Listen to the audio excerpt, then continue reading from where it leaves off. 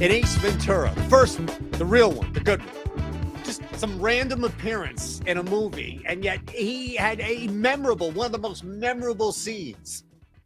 I hear animals in there, Ventura. Animals, right? The Ventura. Yes, Satan? Like, he just had this small little random memorable moment. That's what the NFL playoffs is all about. That's what Wild Card Weekend is all about. We have no idea what's going to happen, who the hero is, anything like that. As soon as you think you do, as soon as you get a handle on it, this Tone Loc is going to steal the show, or whoever played Einhorn is going to steal the show. Next thing you know, you get some rando like this landlord coming in here, stealing the scene. I smell animals in there, Ventura. Come on. Who's going to be the one smelling animals this week? Is it going to be some random defender on the Jags? Is it going to be somebody in the first game in Seattle? Probably not Seattle, but we do the NFL 5-5. That's all. Just a simple 5-5 here for you. Okay. 5 bets in 5 minutes. Let's start the clock. Right. Let me just make sure I got it. We got it. Thumbs up, subscribe. You know the drill. Let's begin. First play on the board. All right. And we're going to build 2 separate same game parlays here to make 5 total bets. First play is an alternate, San Francisco -2.5. Now, the kicker here is that if one of these 2 miss, then the entire thing misses, right? But we're going to bust this down. This is equivalent of running the Niners in a teaser to get them through 3. That's the biggest thing that we want to be able to do, is push this line. We don't like Seattle in any regard here, but I also don't like Seattle in some backdoor cover either. I just can't trust that right now. So it's a problem. Big time problem when I think you look at this game, expecting the 49ers to just cruise a divisional opponent, especially in this case when you have that back door open. We saw that prior with Seattle, and I just don't want to take that risk again. So we open up our first of 2 here, is busting this line down, San Fran -2.5. The next play is George Kittle. And oh boy, George Kittle right now is on a scoring tear. And if you just look at anytime touchdowns, the fact that we're getting plus money, I get it at plus 155 here. It's solo going to be a little higher. But even in the same game parlay, this is a guy who has scored now 4 straight games. And even in that absence, he had some scoring opportunities, that kind of 3-game lull. And then he's back with the 2 touchdown game. He is just as much of a threat to cross the end zone twice as he is to not score. That's insane. So you can split the difference. You can work the middle. You can do anything you want in that regard and drop that anytime touchdown with a guy who has been scoring at a really strong clip and boost that same game parlay back up to plus 190. So we're in pretty good shape right now as we open up the first 2 bets, at least in the first game, Seattle, San Fran, busting Seattle down to -2.5, and then adding in that anytime touchdown. All right, let's build a 3-leg here. This one's going to be simple. We're going to start with the under 47.5 in this game. Don't really like a lot beyond the Jaguars just keeping this thing close. I don't think this is a shootout. Mike Williams is now out for Justin Herbert to throw to. I think Brandon Staley is a walking liability. I'll give you all the stats, the trend, the history with Doug Peterson. It came with a different team. So I can't fully rely on that, take the Jags to the money line here or stretch that side even. But what I do think is Doug Peterson's a smart enough coach with a smart quarterback, with a strong crew around him, especially with that running back and Travis Etienne. You can keep Justin Herbert and company off the field. You're not going to entertain a shootout because you're at home. You don't need to. And Peterson's a smart enough coach. He's definitely better than the other guy, and that I have no problem with. I lied. We are going to stretch this game out a little bit. I just didn't want to do that right away. We'll push the Jags to plus 7.5. Now, that's at plus.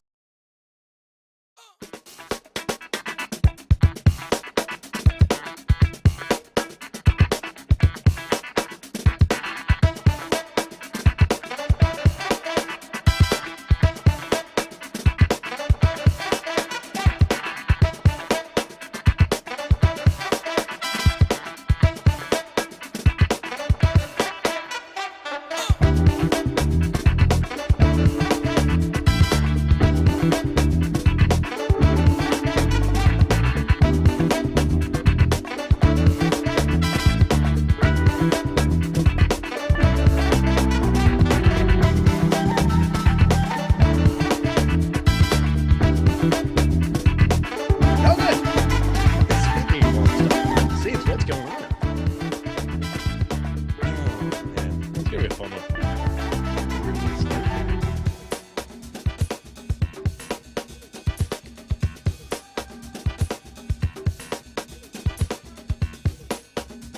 What's happening out there, Stokastic basketball fans? Good morning. Welcome to the NBA Strategy Show for a busy Saturday of sports action. We got all sorts of stuff going on. There's football, there's basketball, there's hockey. The guys just got done with a great hockey strategy show. Go back and check that one out later in the day if you missed it.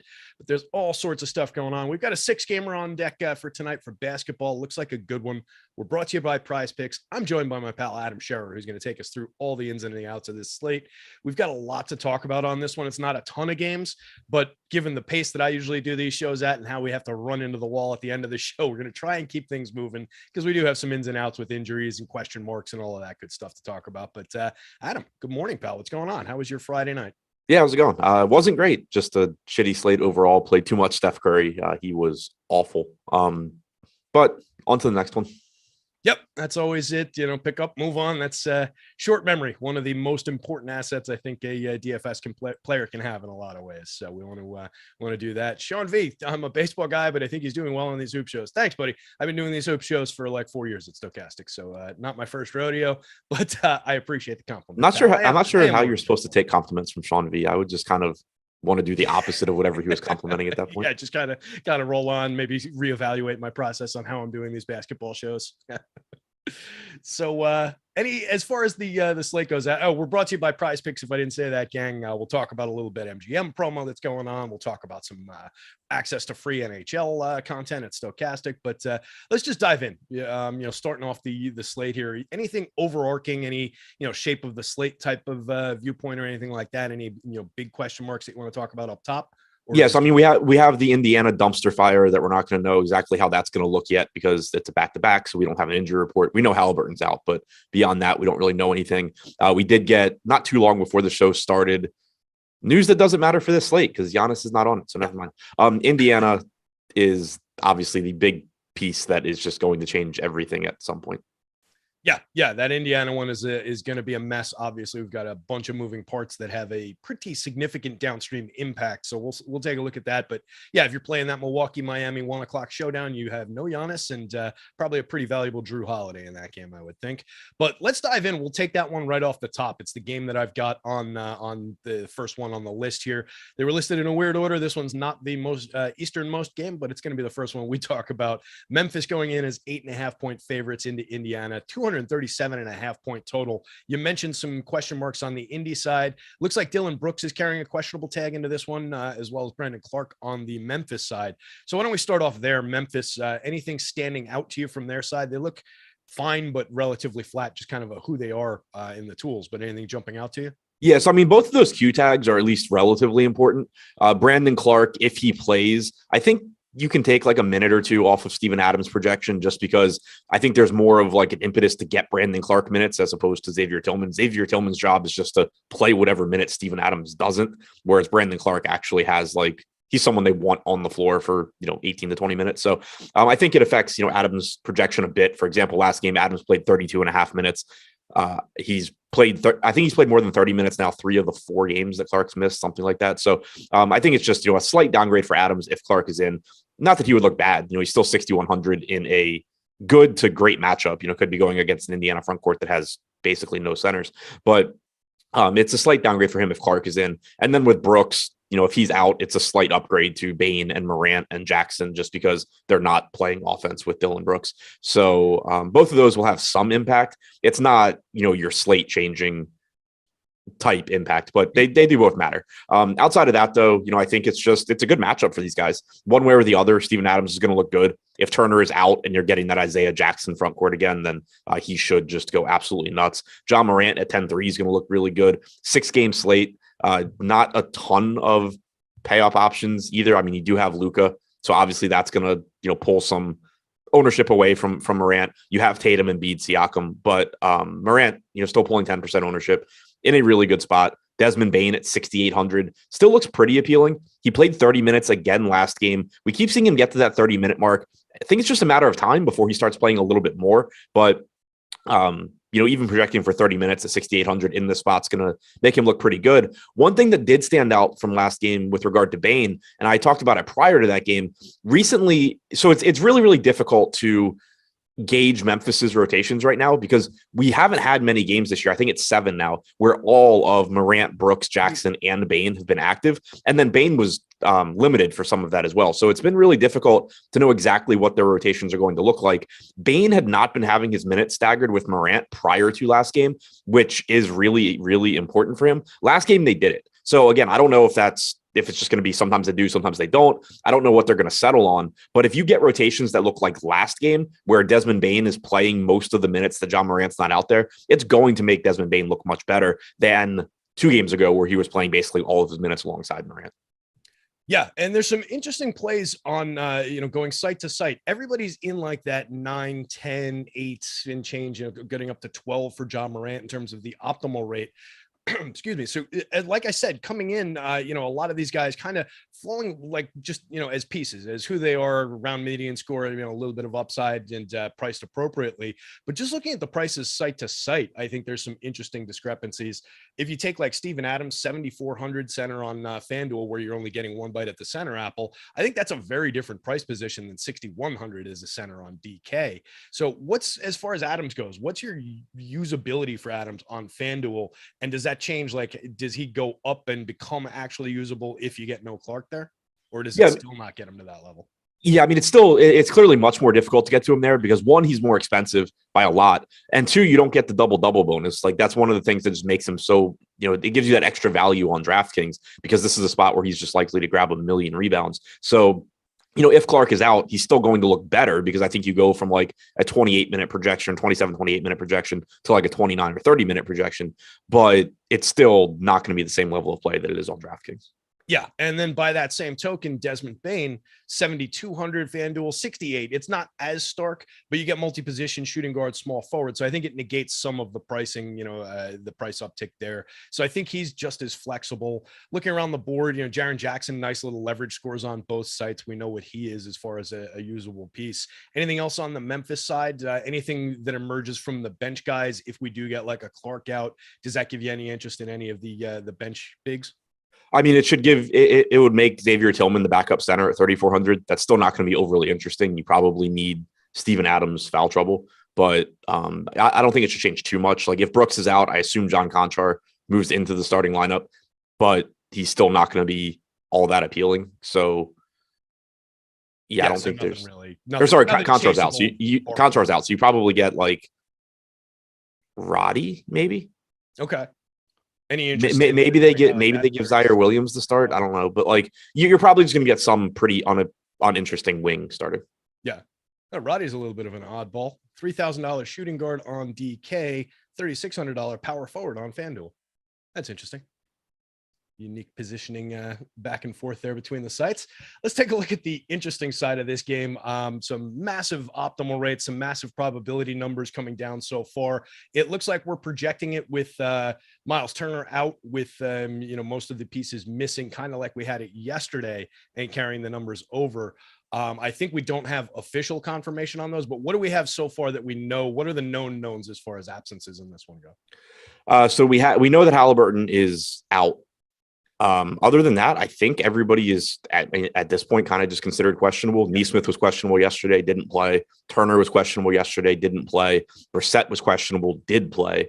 You also have the back-to-back. I don't know that there's anybody that I expect that to affect, but it could, throw a wrench into things. But, Halliburton's the piece that for sure we know is out and going to have a massive impact. Yep, absolutely. And then, just looking at the board, the way that we've got it structured right now, we do have Nesmith in actually for 27 minutes. Got Nembhard drawing 31. We've got TJ at 23.7. Each of those guys is showing, mid-range optimal rates. But the guy who's really spiking to the top of the board on both sites is Isaiah Jackson on a 25.4 minute projection. He's dead minimum 3,000 power forward and center on DK, pulling an 74% optimal rate and 80% ownership in early numbers, 72% optimal, 87% owned on FanDuel at 4,400. Are we interested in this? Do we see the viability of that chalk piece as a value play? Is it something we want to wait on? What are we seeing with Isaiah Jackson? So it's completely dependent on Miles Turner. It's also dependent on Jackson starting, which is related to Turner, but like there's some chances where there's some instances where Turner is out and they don't go to Jackson. But assuming they go to Jackson if Turner is out, it makes sense. I mean, we have him with a 76% chance of being optimal. He's 3K. He has power forward eligibility, so it's not even like you're taking up a center spot. Right now, at least, you don't have the same massive level of value that you did yesterday. Like, I thought yesterday was a really interesting slate. I played a lot of the Indiana guys, obviously, but I was under the field on most of them just because there were so many, like, not quite as good, but still really good value pieces that you could get to at lower ownership. But most slates, when you get an Isaiah Jackson at 3K like that, it's just going to be put him in every lineup and move on. Not that was a bad approach yesterday either, but just even more clear cut on slates that aren't as strange as yesterday, where you didn't have pay up options and you did have a ton of value. So it's just going like the presence of Luka Doncic, for example, just instantly makes Isaiah Jackson more valuable, because on a slate like yesterday, Jackson can go for 30 fantasy points, but there is some ways that plays out where it's just like, oh, well, yeah, he 10x'd, but 30 is 30 and it doesn't really matter. On a slate like tonight, where Luka is going to go for 70, it's like, oh, well, that you need that value to get to Luka. So he becomes just way, way, way more important. So if Turner is out, I expect Jackson to be massively popular, and he should be, and I'll have a ton of him as well, assuming he's starting. Jalen Smith at 3,600 looks fine. He came off the bench yesterday, played 20 minutes. He's basically just the backup to Isaiah Jackson. So I don't like playing them together. That's something that would lower my interest in Smith. Like right now, I kind of think that I get that they both can get there because Jackson's 3K and Smith's 3,600. But if you have 83% ownership coming to Jackson, you have 40 coming to Smith, they're probably going to combine for 40 minutes. I don't really love getting both of them in the same lineup just because you're kind of limiting yourself. So that's a really interesting spot, and the thing that kind of makes it tricky too is that they could play minutes alongside each other. There's no reason that they can't. They just haven't run that rotation the last couple of games. So I don't expect them to, but if they did, then it just becomes a situation where they both look great. But individually at their respective salaries, they both look good. McConnell at 4K looks fine off the bench, played 24 minutes last night. If he were to move into the starting lineup, he certainly looks even better. Nembhard at 4,600 looks good. He played about 34 minutes. McConnell coming off the bench is very good for him. They staggered their minutes. You didn't get a ton of them playing alongside each other. Nembhard's been very good this year when McConnell and Halliburton are both off the floor. He's basically been non-existent when he shares the floor with McConnell. He wasn't great last night, but that's because he shot like 2 for 16. The opportunities were certainly there. So I'd go right back to him, especially if McConnell is coming off the bench again. You have Benedict Mathurin at 4,900, who started yesterday, and if these guys are out again, is likely to start again today. He played 39 minutes. Even if you project like 32 to 34, he's going to look good at 4,900. If the same people are out as yesterday, then you're just going right back to this entire team. If Turner and Nesmith and those guys are in, you're still going at the very least to Nembhard, McConnell. Yep. Yeah, absolutely. I think both of those guys, going to be very much in play. I'm kind of hoping we get a little bit of that, bad taste in the mouth from Nembhard's performance yesterday. Maybe people don't notice that it's, was kind of shooting based and get away from him a little bit, because I do still think there's some interesting value. And you took the follow-up question right out of my brain. I was going to ask you about the minutes that they've shared together, because you were talking about that yesterday and the impact it has on Nembhard's per minute production. So let's take a look. A guy that didn't really come up in that discussion, but is getting a lot of ownership and getting negative leverage on both sides, is Buddy Hield. Just kind of floating in the middle, 6,700 shooting guard, small forward on FanDuel, 6,300 same positions on DK. Any love for Buddy, or is he just kind of like a floating usable piece in the mid-range today? Yeah, he's just a piece that's there. If these guys are out, you should get more playing time. You've been seeing like 31, 32 minutes pretty frequently from Hield when this team is healthy. You got 38 yesterday. There's just, a lot more minutes available if you're taking out Nesmith and Turner. Not that Turner's minutes really matter, but Nesmith in particular.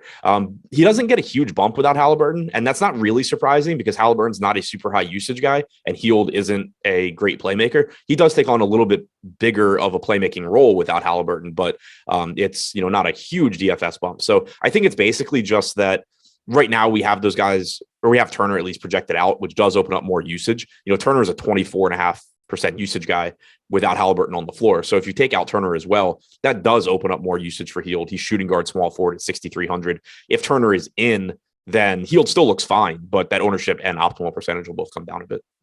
Yeah, and Buddy, it can be streaky. He can be a guy who's immensely frustrating at times. 0.95 per minute on the FanDuel scale, 1.0 on the DK scale there. So productive enough player for that pricing. But I do think it's really interesting depending on what happens with Jackson in this one, because like you said, it's not going to act exactly like yesterday, where everybody at the top was essentially the same and under 50 fantasy points on the projection on the pre-lock side of things. This is probably going to be more like what you were talking about, where Jackson's price becomes something that helps you unlock the ability to play Luka in an appropriate and viable structure, rather than a situation where Jackson has to deliver a certain amount of score. It's just going to be a night where, unless other value emerges, that's just going to be the key to that kind of a lineup construction. And then you take whatever points he gives you, I think. So dealing with that kind of a night, a little bit different type of a slate. Anything else to say from this one, or should we move on? For Vic David Figueroa, DraftKings says Turner is out because he was out yesterday. They don't make the decisions for the Pacers, and their injury report's not out yet. Correct. Yeah. Don't go by most places out there, guys. Find an authoritative source that's got a high level of accuracy. Definitely don't go by what the DFS notes are saying. That is highly inaccurate, not trustworthy way to go. Let's move on. Let's talk about real quick. Do you guys out there like hockey? Because there's a hockey read in here. I'm not entirely sure if it was supposed to be free days of NBA for this show, and this was just a remnant from the other one, but I'm going to read the hockey one because that's what's here. NHL, 5 days for free. If you guys like hockey, you want to check out the Stokastic hockey product, jump in there, new users only, risk-free trial, full access to all the hockey tools. It's projections, it's our top stacks, top line rankings, everything you need to have success for NHL DFS. You join our NHL community. I tell you what, out of all our Discord channels, that is the most active, valuable. Hey, this line changed. This came out, and they came out onto the ice with this guy in front, and it means he's going to play. And this goaltender is going to start. These guys are on top of every little change that you need to know. So it is a great community. We've got great tools, great data. So check out our NHL for our product for 5 days for free. There is a link in the description down below. So on the way down there, hit the like, hit the subscribe, jump in and check out the NHL product for 5 days for free. And maybe there's an NBA one like that as well. I'm not really sure.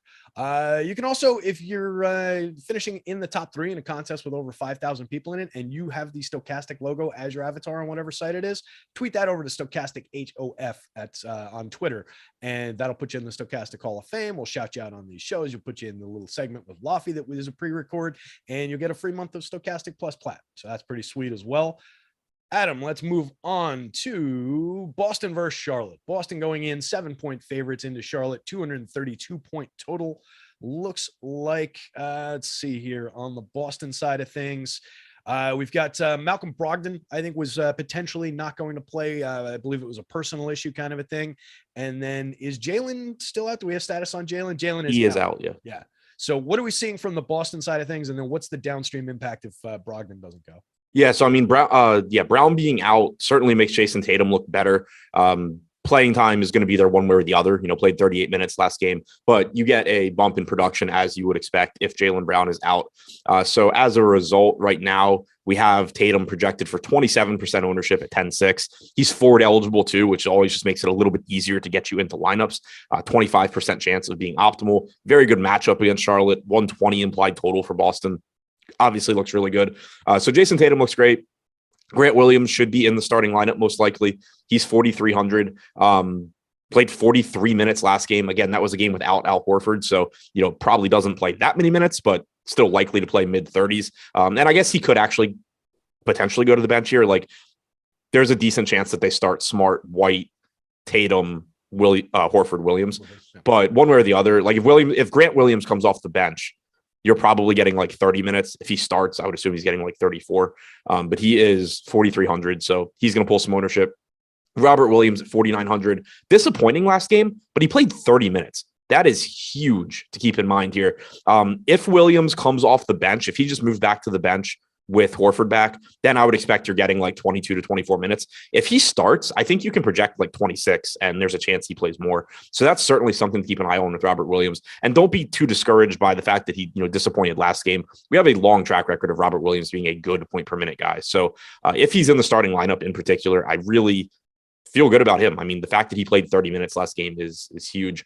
That's by far the most minutes we've seen him play since returning this season. Marcus Smart's going to look a bit better at 5,900 with Brown out. Horford and White both look better. You can project more minutes for White too if Brogdon ends up missing this game. If Brogdon is out, you probably also get a little bit more Peyton Pritchard, but also you probably just get Sam Hauser playing actual minutes, which is completely useless for DFS. So this is a game or a team where I think one way or the other, Tatum, Smart, Horford, White look good. If Brogdon's out, White looks a bit better. If Robert Williams is starting, he looks good. If Grant Williams is starting, he looks good. If he's coming off the bench, he still looks okay. There's a lot to like from this team. Yeah, definitely looks like at the very least, we're going to have workable pieces in our lineups and in a lot of our lineups from this Boston team, one way or the other. We're seeing 3 guys on both sites coming up more than 20% optimal, and then another 3 guys or 4 guys in the mid-teens-ish kind of a range. So there is a lot to like about this Boston team. Looking at the pricing, it does vary back and forth site to site. Like Robert Williams, for example, on DK, $4,900 center, $6,000 on FanDuel, but you do get power forward eligibility for him on FanDuel. So does that change the nature of the Williams play for you on FanDuel if you were playing over there? Because we're getting a nice positive leverage, 21.9% optimal, 13% owned. So I think between price and recent performance, we might get him under-owned there. Does that increase his appeal despite the higher price? Yeah, it's just the opportunity cost becomes a lot lower. And so, I mean, the 6K price tag isn't great, but also the scoring system on FanDuel favors him because you get so much in the way of defensive stats from Robert Williams. So you're getting those 3 points for blocks and steals. The power forward eligibility, I think, looks great. If he comes off the bench, it still becomes tough to pay 6K just because there's a decent chance he's just going to go back to playing like 22 to 24 minutes. But if he starts, I think, again, you can feel good about the minutes. And even if he comes off the bench, there's a path to him playing more. It's just, less likely. Yeah, that becomes a more, all right, we're sweating this one a little bit. We're keeping our fingers crossed. But yeah, to your point, 1.11 on the FanDuel scale per minute, 1.06 on the DK scale. So you can see just right there, the little, the little uptick from site to site. There's a couple other price changes, but, nothing overly egregious between the 2 different sites and nothing that really changes significant value. A lot of these guys are going to be in play on both DK and FanDuel. On the other side of this one, not really the same story from the Charlotte side. Looks like maybe a little bit more appeal on DK for some of these guys. But what are we seeing from Charlotte? There's some usable parts on FanDuel. Jalen McDaniels being the most usable. He's pushing up like 17% optimal. Everybody else in the single digits. And then DK, you've got McDaniels, Plumlee, and LaMelo all looking somewhat viable. So Charlotte just is sort of what they've been over the last few slates. All of the starters look okay. They're all pulling between 6 and 10% ownership on DraftKings. They're all reasonably priced. The one issue I have with LaMelo this year, and I've mentioned it a few times, is that his rebounding percentage is down from last year. And I think that can probably be attributed to Mason Plumlee playing so many minutes. Last year, you kind of had Plumlee's minutes being jerked around. That'll probably happen at some point this year, but it hasn't yet. And so you're just getting a true center out there for a lot or all of the game, basically. And I think it is having a negative impact on LaMelo's rebounding.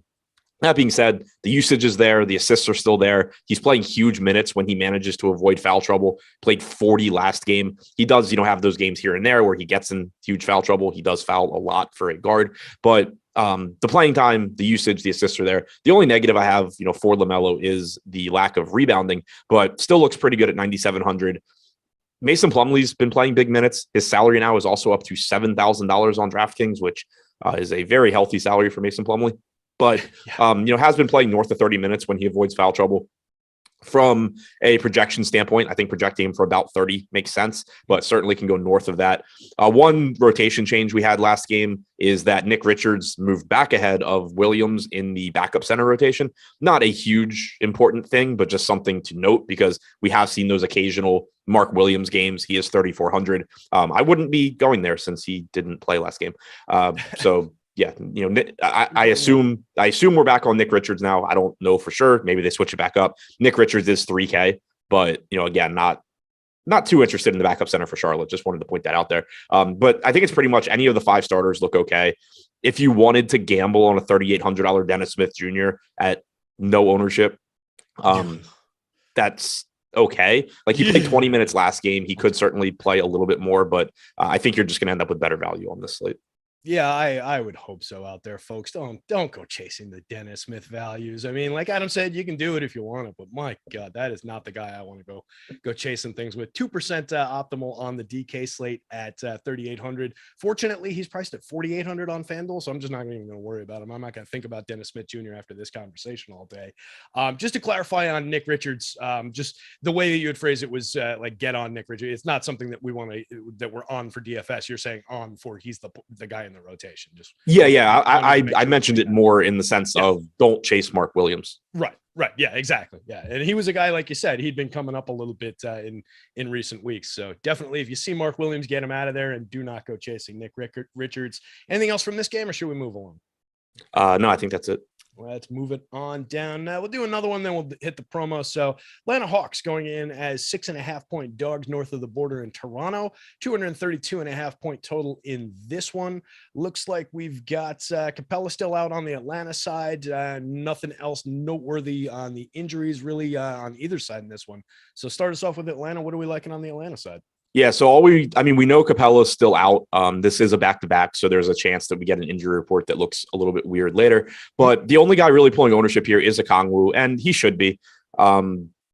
He's averaging about 33 minutes per game as a starter this year. He's averaging a little below 0.9 fantasy points per minute in the games he's played with Trae Young, obviously coming off of a massive game last night against the centerless Indiana front court. You're not expecting that sort of production here, but he is still 5,600. He does just project well at that salary. So the ownership does make sense. Kind of like I'd said yesterday before we got all the value and the ownership ended up coming down, there's going to be pivots away from Okongwu that you can get to at lower ownership, but he does still look good here. Outside of that, it's kind of just secondary tournament plays. Trae Young at 9,800. You're never wrong for going there, but he's also correctly priced. DeAndre Hunter at 5K, same sort of thing. John Collins was disappointing yesterday. One thing that was interesting about their rotation, though, is that he did get the backup center minutes. They didn't play Frank Kaminsky. They didn't play Derek Favors. I don't know if that continues, but it certainly could here against this Raptors team that doesn't really have a backup center either. They just have a bunch of dudes that are the same size as John Collins. So I wouldn't be surprised if you got those backup center minutes. Those are very productive for him. The negative from last night, though, is that it still didn't translate into more playing time. He only played 27 minutes, did deal with a little bit of foul trouble that probably cost him, at least in the first half. But I think you're just likely getting 30 to 32 minutes from Collins. Still not. Does the fact that it's a back-to-back have any impact on the potential for him to play those minutes? Like maybe they throw Kaminsky in there and then pick up that routine again, 2 days from now, whenever their next game is? I'm not overly worried about it because he played 27 last night. Yeah. Like if he had played 38, maybe I'd be a little bit more concerned. Like I think you're probably going to see. I say probably. I think you're probably going to see the same rotation. I wouldn't be surprised at all, though, if they just go to a backup center. One way or the other, John Collins is an extremely risky play. The rotation yesterday just makes him look a little bit better if they continue that rotation. Yeah, I think that makes sense. 0.96 on the FanDuel scale for the year, 0.94 over on DK. Probably like him a little bit better on the DK board, 6,600 power forward center. Over on FanDuel, 7,200 power forward center. He's around 5% optimal on both sites, though, so you're not getting major differentiation between the two sites. Any love for DeJounte Murray? He's another guy who's just kind of floating in that oddball price range where he's not really showing a ton of upside or value, but he's a good player. We know the points per minute are there. We know that the potential for production is there, but at 8,200, both guard positions on FanDuel, 84, both guard positions on DK, coming in under 5% optimal on DK, just above 5% on FanDuel. Any love there? Not really. Like the minutes should be there, but he just takes such a hit in production when he's playing with Trae Young. If you play him, you're basically just saying, he's like you said, he's a very good basketball player. He plays enough minutes. Like he's going to just run into those huge games here and there, but he's just one of those guys, like he's going under-owned in the sense that he's not getting as much ownership as his optimal percentage. But like you said, his optimal percentage is still 4%. So you're talking about an extremely, extremely low probability play that can be used here and there to differentiate a lineup. But there's plenty of guys that look like that. There's nothing about Murray that stands out, though. Yep, that's it. And that's something that we talk about a decent amount. We were talking about it earlier this week in Discord is, everybody talks about, it's possible DeJounte Murray. I phrased it that way in the question. It's possible that he goes out there and puts up a monster game. We know he's a great basketball player, blah, blah, blah, blah, blah. We want to play probabilities. We want to chase probabilities, not possibilities. So that's the important distinction there. Yeah, that's kind of the thing. Like you and when you go game by game on these shows, you kind of get into like, it becomes difficult not to just talk about everything that could possibly happen. But like, there are going to be like 15 guys that are in that same level of like, oh, well, he could play well. And if he plays well, you're going to want him in your lineup. Like, that's not super useful, but right. he could play well.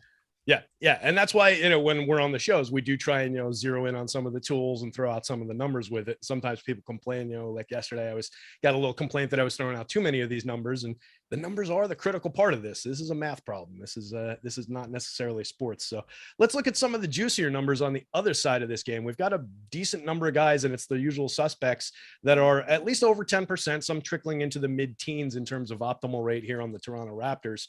What do we like from this side of things? Is it just the usual guys and play them how you usually do, or is anything standing out? Yeah, I mean, it's the usual guys. The starting lineup is pulling 10 to 13% ownership on DraftKings. Gary Trent's pulling a little bit more at 17% because he's only 6,100. Last game, we once again didn't get anybody playing 40 minutes for Toronto. So that is 3 games in a row. Nick Nurse is very clearly in like a 12-step recovery program on running his guys into the ground. But they're still playing big minutes. So I think that it's important not to like overstate the rotation change here. You can't project 39, 40 minutes from Pascal Siakam after what we've seen in the last few games. You can still project like 36, 37, and he's still going to look good. Same can be said for guys like, Trent, Van Vliet, and Anunoby. They're likely to play 34 to 36 minutes instead of 36 to 38. So, does that make them look slightly worse? Sure. But the price tags here are all still very reasonable as well. It's also a very appealing matchup against Atlanta. You have a 120 implied total for Toronto. So all of these guys look good. Siakam on FanDuel, where he has power forward eligibility, is going to be a bit easier to get to than he is on DraftKings, where he is center only. But even where he's center only at 10-2, he's going to look like a good option. But Van Vliet, Trent, Anunoby, Barnes, Siakam all look good. Everybody else looks basically useless. Yeah, that's definitely an accurate way to put it. Yeah, because the one thing with their rotations recently, Nick Nurse has cut back a little bit on the playing time for the starters, but he did it by expanding the rotation an extra body. He didn't do it by Chris Boucher is playing 25 minutes now. He just added, so you have a 5-man bench now instead of basically a 3-man bench. Right. So it's basically spreading fewer minutes over more guys or something. However, I'm trying to put that, you know what I mean, what you said. Looking at the board here, Siakam, you mentioned his power forward eligibility, and I'll go on top of that. He's only 9,800. It's a minor difference site to site, but 9,800 for that guy with the idea of 37 minutes and upside beyond 40 and his 1.26 FanDuel points per minute. I like that spot quite a bit. I think I'm going to be getting to a lot of that on the FanDuel slate tonight. Anything else from the Toronto side to call out here? I mean, like you said, everybody on the bench is kind of useless, so I expect that's a no. Should we move on? Just one, I mentioned it in chat, but like, I think it was a good point that Andrew made in chat. He said Toronto's prices are fucked with them pulling back on each starter. That's like sort of true. The reason it's not entirely true here is that the prices were just never set for them to play 40 plus minutes.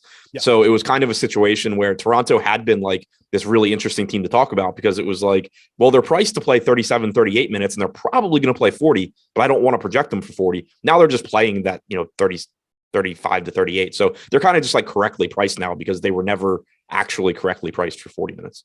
Yeah, they're not major values, but they're not majorly overpriced. That's why we're seeing, like I said, the mid-teens optimal rates for most of these guys that are the key rotation pieces, and then nothing else for anybody else here.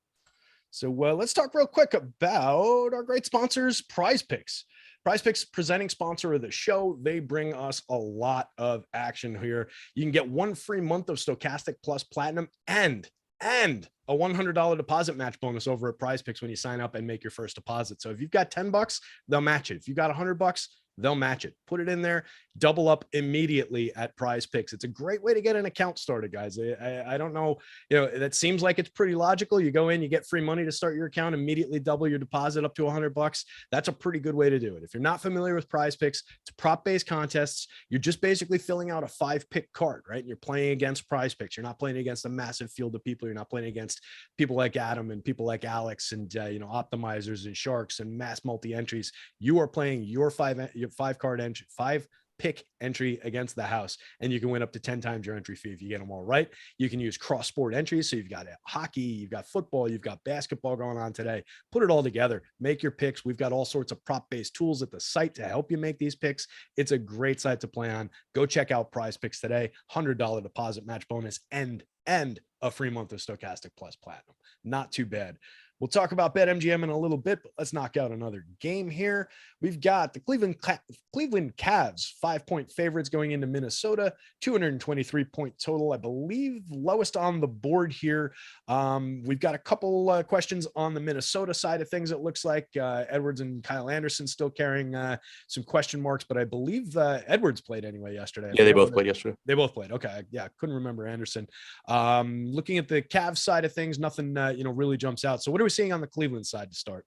Yeah, so for the Cleveland side, like you said, nothing really injury-wise that matters. The other Mobley's out. Doesn't matter for DFS, though. Evan is in. So it's kind of just, I think, status quo with Cleveland. You did get Rubio back last game, but he's limited, so it doesn't matter all that much. You have 10% ownership coming into Garland at 7,600. That is a pretty cheap price tag. 10% coming into Mobley at 6,400. Allen 6K pulling 7%. Mitchell pulling 5% at 9,600. Just a team that, across the board doesn't look overly appealing. It is a pretty good spot against Minnesota, but you just have pretty much correct price tags on these guys. Mitchell's priced up as a result of just playing insanely well recently. Garland, I think, is probably the most underpriced guy here. I am a little bit concerned about his minutes. The game log from 2 games ago isn't showing up, so I'm trying to find it somewhere else. But he didn't play as many minutes as I expected. I don't think it really had to do with Rubio, though. I think it was just sort of a weird rotation for Cleveland. But it is something sort of to keep in mind, just to pay attention to. But I think at 7,600, Garland still looks like the top option here. Allen at 6K is an interesting tournament play. Like, he's certainly one of the guys that you could use if Okongwu keeps that 15-16% ownership. Allen is certainly somebody at 6% that you could use to pivot away if you wanted to. Yeah, and Allen, he's another interesting one, another differentiated piece from DraftKings to FanDuel. Looking at him on DK, $6,000 center, coming up around 8% optimal, slightly under 10%, but nobody really going there.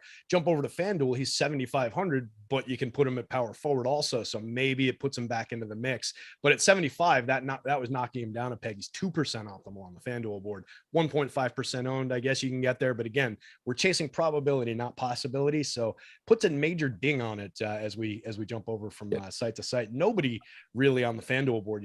Evan Mobley 10% optimal. Nobody else even pushing beyond 8.5. So I don't really like it that much over there. And it's similar on DK. Everybody basically below 10%. So there's just not a lot to love here. Yeah, a couple other just sort of points because I did find that rotation finally. So Isaac Okoro played 29.5 minutes last game. I wouldn't read too much into that. Evan Mobley was in foul trouble for most of that game. Okoro also was just playing reasonably well. So again, wouldn't read too much into that. Certainly could play more than the 20 minutes or so that we've been getting from him as a starter, but he's not a great point per minute guy anyway. And then to the Garland point, he played 33 minutes, which is concerning. It wasn't Rubio related though. Like, he played alongside Rubio in the third quarter. So of Rubio's 10.5 minutes, like half of those were with Garland on the floor. So it's not great seeing 33 minutes from Garland, but I still think you expect 35, 36 typically. Okay, so it's nothing unless we need more evidence anyway to start. Yeah, like I would be more comfortable if he had played 38 minutes, but as of now, I kind of just think it's a weird rotation. Yep, and like we were saying, nobody really showing all that much probability appeal anyway. So it's like, I don't think we're going to get overwhelming amounts of shares of guys who aren't great plays here that we're going to have to worry about as we start building lineups later in the day. And we've also got potential for news to emerge and completely change how this slate looks. But let's jump over to the Minnesota side of things. So are you expecting anything as far as the recent injuries and all of that stuff? Like we said, we saw both of those guys play last night. Any reason to expect that they would not come back in tonight? I know Edwards was dealing with a hip thing, so that's on a back-to-back. It was kind of tickling my brain a little bit, but yeah, I mean, it certainly could happen at this point. We'll get the injury report where they'll probably be listed as questionable, and then we can wait some more. But yeah, I mean, I don't know. At this point, I'm assuming they're in. Okay. And then it looks like this team, kind of tracking similarly to their opponents, at least on the DK side of things. everybody who's relevant is still below 10% and well below 10% optimal, significantly below 10% on the boom score, ceiling score probabilities. A little bit more room on them on FanDuel. We're getting Edwards and Rudy Gobert trickling into the mid-teens in terms of boom score, Edwards in the mid-teens in terms of optimal rate. D'Lo showing a little bit of value on FanDuel, but what do we make of this team just across the board on both sides? Pretty unappealing. Just, difficult matchup against Cleveland. Not a lot in the way of value here either. Like, prices are pretty much just correct. The type of ceiling Anthony Edwards gives you, but again, 5% ownership on DraftKings, 5% chance of being optimal. Don't think there's any real edge in going to Anthony Edwards there. He's just a low owned piece to use here and there in lineups. D'Angelo Russell's playing big minutes. He's only 7,200, pulling 2% ownership, but also a difficult matchup. Tough to really get excited about that. Rudy Gobert typically giving you 33 minutes or so, sometimes plays a bit more, has a very high ceiling at 7,400. He has the best chance on this team of being optimal at 7%, pulling 5% ownership. So, a high upside tournament pivot, but also not anything I'm building around. I think, across the board, this is probably one of the most difficult teams to get to. Yeah, just not a lot of appealing pieces here. You've got a number of guys on this team over or around 1 fantasy point per minute, but just, doesn't look like an easy path to get these guys in your lineups tonight, via price and positioning. So let's take a look. We'll do the BetMGM read real quick here. Let's take a quick peek down here. BetMGM is offering you guys first bet insurance up to $1,000 and 2 free months of Stokastic Plus Platinum for free. Pretty good promo going on over here. If it's your first time creating an account over at BetMGM, all you have to do, follow the various links, make sure you click the link below, or you can use the promo code Platinum Sub. That's the word platinum. I think we should change that because a lot of people out there might not be able to spell the word platinum, but you can Google it. You can look up how to spell platinum and then put the word sub, just mash it all together. Platinum Sub, all one word, all in caps. That's our promo code. That'll get you in. You use that when you create your account and you'll get up to $1,000 of bet insurance. So if your first bet loses, you'll get paid back in site credits equal to the amount of that first wager, up to $1,000. So if you make a $100 wager, they're going to match it back with site credit up to $100. You can do that out to $1,000. You have to be over 21 in most states to be able to gamble. And if you have a problem gambling, or if you're worried about your gambling, call or text 1-800-GAMBLER and get yourself some help. Can you send me that number after the show? Yeah, I'll text it to you. Don't worry about it, buddy. You can create a free Stokastic membership using the form below, or log in if you already have one. You'll see a big red MGM button pop up. Click that, follow the steps. That'll get you in, make your account, drop some money in. That'll trigger the process on our end. You come back, you get your 2 free months of Stokastic Plus Platinum. Sound good, gang? $1,000 first bet insurance and 2 free months of Stokastic Plus Platinum from BetMGM. Let's jump back into, for the non-problem gamblers out there, Philadelphia 76ers going into Utah as 5-point favorites, 235-point total in this one. Looks fairly healthy. Not seeing anything overly concerning on the Philly front as far as injuries go. What do we make of the Sixers here? Good matchup for him going into Utah. This is a pretty fun slate. There's a lot of good matchups other than the team playing Cleveland, basically. So Embiid pulling 24% ownership, certainly healthy, but he's only 11K. He should give you, 35 minutes or so, assuming this game's competitive. Has to deal, I guess, with Walker Kessler, but I still think that's advantage Embiid, as good as Kessler is. So, you should get a bunch of playing time. He only played 28 minutes last game, but that was a game where he was in foul trouble. He missed the final 7 minutes of the second quarter against OKC. So I wouldn't read into that. He looks really good. James Harden still looks good at 10-1. You should get your, 36 to 38 minutes from him. He takes a hit with Embiid being healthy, but it's not that big of a hit. He's still a very, very good fantasy producer. So those two are both pulling double-digit ownership. Tyrese Maxey at 6,500 coming in at 5%. I do think Maxey is an interesting piece here because the price tag's actually falling a little bit. We haven't seen that huge minutes game from Maxey yet since he came back. They kind of eased him in. Then Philadelphia was in a blowout or two. Last game, you got 33 minutes, but he was in foul trouble in the third quarter. So he had an abbreviated stint to open that quarter. I think sooner than later, you're just going to get back to the 35, 36, 37-minute Maxey games. And with that falling price tag and low ownership, I think it makes him interesting in tournaments, especially like if you have a lineup maybe where you weren't able to get to Embiid and Harden. This is a really good spot for Philly. There's a very good chance someone from this game from this team has a big game. So, in 150 max, there's not a lot you can do with this. Like, I'm certainly not setting a rule saying, at least one of Embiid, Harden, Maxey or something. But if you're like single entering, hand building a lineup or something. And kind of as a tiebreaker, if you don't have Embiid, you don't have Harden, you're trying to decide on a guard in this mid-range. I think Maxey makes a lot of sense just because not that he negatively correlates in the sense that like you wouldn't want to play him with Embiid or with Harden, but if Maxey does just goes out and has that massive game, it does take a little bit away from, what you would expect from Harden and Embiid. So it's just a way to get exposure to this team when you can't quite get to Embiid or Harden.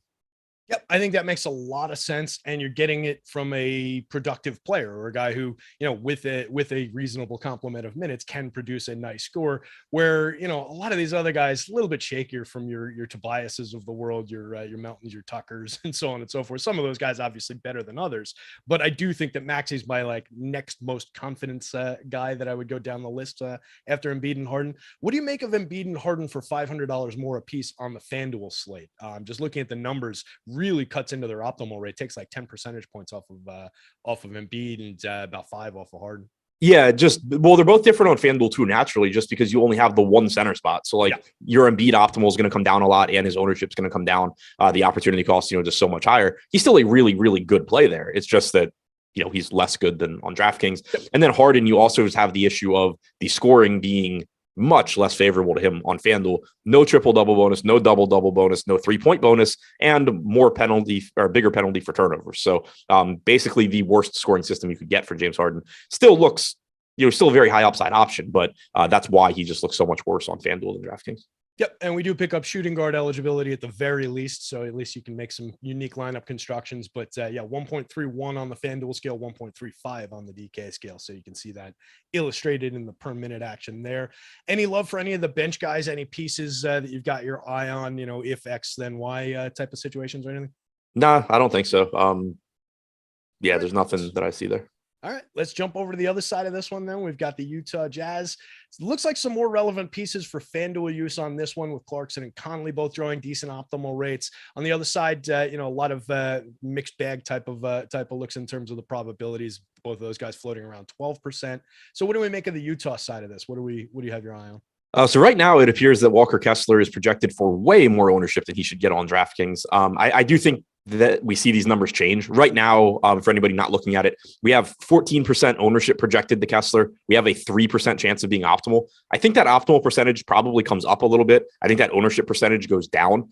I think Kessler is interesting here because he's 4,700. We know that Olynyk isn't playing. Kessler should remain in the starting lineup, and they're going to want him out there for as many minutes as he can be against Joel Embiid. The big question, of course, is how many minutes can that be? Because, obviously there's significant foul risk going up against Embiid, but Kessler is very good defensively. I expect that they will just want him out there a lot if he can be. So at 4,700, there is a lot of upside for him. The ownership is just going to play a really big role. If it holds around 14%, I'll probably just find other spots to go to. If it does get down to that 5-6% range, though, there is very clearly a nice ceiling for him at $4,700. So that looks appealing. Jordan Clarkson at 6,900.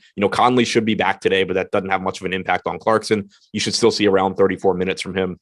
Still going to be, around the fantasy point or slightly better than the fantasy point per minute guy. So at 6,900, I'm certainly interested there. Beyond that, Conley, Beasley, if he's starting, look okay.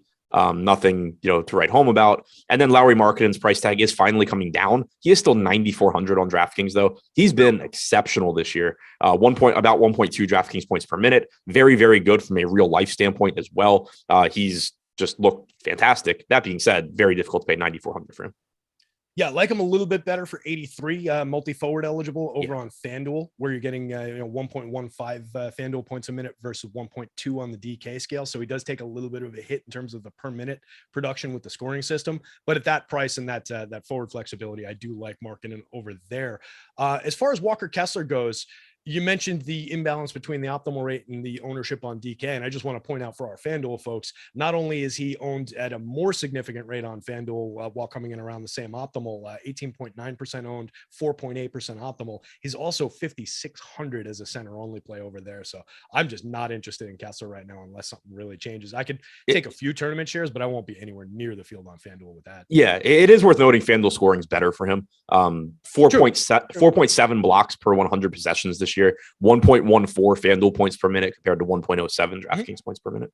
Yep. So that one goes in the opposite direction than Lowry does. So that is a very fair point. But I just, with that price tag and that ownership to optimal imbalance, unless something changes there, I'm just probably not going to have all that much of it. If I get around 5% around his optimal rate, that'll make me happy, I think, in terms of ownership, and the field can have the other 15% or so. Anything else on the Utah side? Any of the value guys? I don't think we had any injury concerns that we overlooked, right? No, that's it. Conley sat yesterday, but that was rest on the front of the back-to-back, so he should be good. Okay. Excellent. So let's hit the last game. We've got 4 or 5 minutes left in the show. Dallas Mavericks going into Portland, 227 point total, the second lowest on the board in the nightcap here. Mavs looks like 1.5 point dogs to Portland here. Outside of Luka Doncic, is there anything viable on the Dallas Mavericks? And then talk to us about Luka. So, I mean, Luka's obviously where you start with Dallas. I said it on a show the other day. He's the closest thing I can remember to 2014, 2015, whatever year it was, Russell Westbrook, where the price tag, you can just make the price tag whatever you want, and you're kind of going to find ways to get him in there because he's just playing so many minutes right now with this team shorthanded, with no Kleber, with no Finney-Smith. Those aren't guys that, you would think have an impact, and they don't in terms of rates because they are zeros. But in terms of playing time, you're just seeing these massive minutes from Luka. Obviously, last game went to double OT, so that is different, but you're still just getting 39, 40 minutes typically in regulation from him. He played 53 minutes last game, so he played 43 in regulation. This second half rotation where he just plays 24 minutes is becoming normal. And it's kind of like the Toronto prior to 3 games ago. I'm not going to just start projecting 42 minutes for Luka. I'm still just going to 39, but he's frequently giving you 42 minutes, and he's the best point per minute guy in the league. It just becomes really difficult. I understand the price tag's expensive. And earlier in the year, when you were getting him at the same price tag, I wasn't getting to him. And I didn't think it was a good idea to go there because I thought that you could make better lineups by, targeting some of these underpriced mid-range guys. But earlier in the year, he was playing 37, 38 minutes, not 41, 42.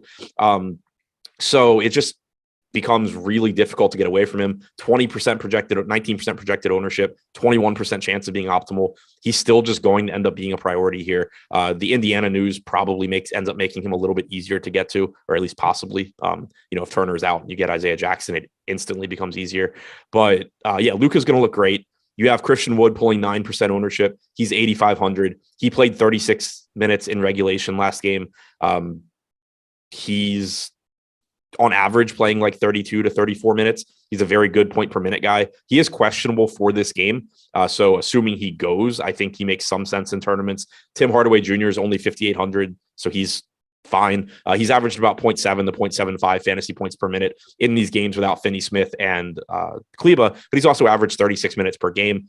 Dinwiddie's at 6,700. He's averaging 38 minutes per game. The problem is that his rates take a big hit because Luka's playing so many minutes, and because you're getting so many minutes now where Wood and Luka are on the floor together, it's kind of made Dinwiddie just come out neutral. The 32, 33 minute version of Dinwiddie, where he's playing, 10 to 12 minutes without Luka, is basically equal to the 38 minutes of Dinwiddie, where he's playing all of them with Luka and a bunch of them with Christian Wood as well. So, pulling 8% ownership, it's just one of those spots where he's $6,700 and he's going to push 40 minutes. Good things can happen, but still not any sort of a priority because he's basically non-existent when those two guys are on the floor.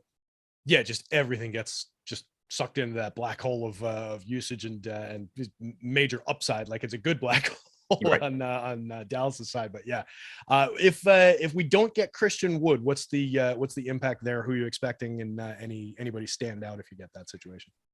Yeah, that's the tough one, because once you start getting to other pieces of Dallas, none of them are any good at fantasy. Yeah. So Dwight Powell's minutes would look better.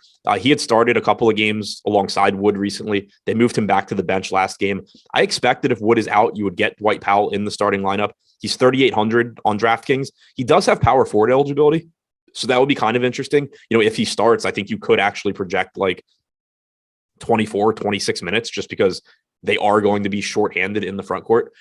So he would look kind of interesting if he starts, especially if, for example, Miles Turner is in and that value doesn't open up. Davis Bertans at 3,700 sucks from a fantasy standpoint. Probably would play more.